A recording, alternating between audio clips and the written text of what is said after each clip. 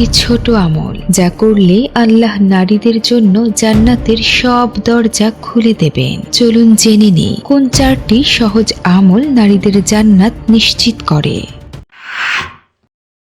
ইসলামে নারীর মর্যাদা অত্যন্ত উচ্চ।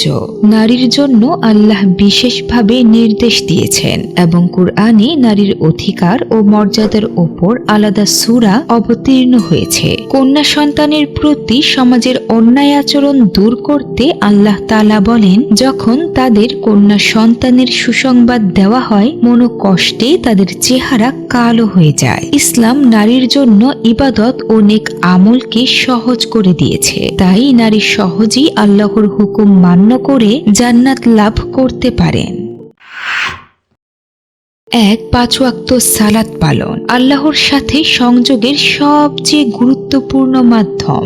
২. রমজানের রোজা পালন ধৈর্য, আত্মশৃঙ্খলা ও তাকওয়া বৃদ্ধি করে। ৩. লজ্জাস্থানের হেফাজত শারীরিক ও নৈতিক নিরাপত্তা বজায় রাখা। ৪. স্বামীর প্রতি আনুগত্য ও সম্মান স্বামীকে খুশি করা, তার আদেশ ও ধন সম্পদে বিরোধ না করা। হাদিসে আছে, এই চারটি আমল করলে নারী যে কোনো দরজা দিয়ে জান্নাতে প্রবেশ করতে পারবেন।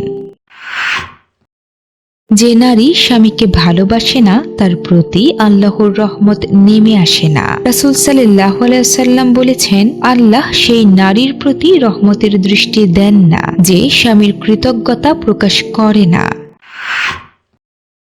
নারী বা পুরুষ সবারই তাকওয়া থাকা জরুরি। তাকওয়ার মাধ্যমে আল্লাহর নৈকট্য লাভ সম্ভব। রাসূল সাল্লাল্লাহু আলাইহি ওয়াসাল্লাম তার প্রিয়তমা আয়েশা রাদিয়াল্লাহু আনহাকে বলেন, হে আয়েশা, তোমার জন্য আবশ্যক হলো খোদা ভীতি অর্জন করা।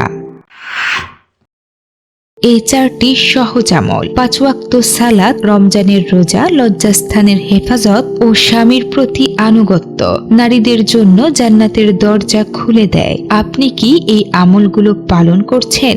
আজই শুরু করুন, আল্লাহর রহমতের পথে এগিয়ে যান। আপনি দেখছেন ন্যারেটিভ অফ ইসলাম। ইসলামী জ্ঞান ও সঠিক তথ্য পেতে ভিডিওটি লাইক করুন, চ্যানেলটি সাবস্ক্রাইব করুন আর পাশে থাকা বেল আইকনে ক্লিক করুন যেন কোনো ভিডিও মিস না হয়।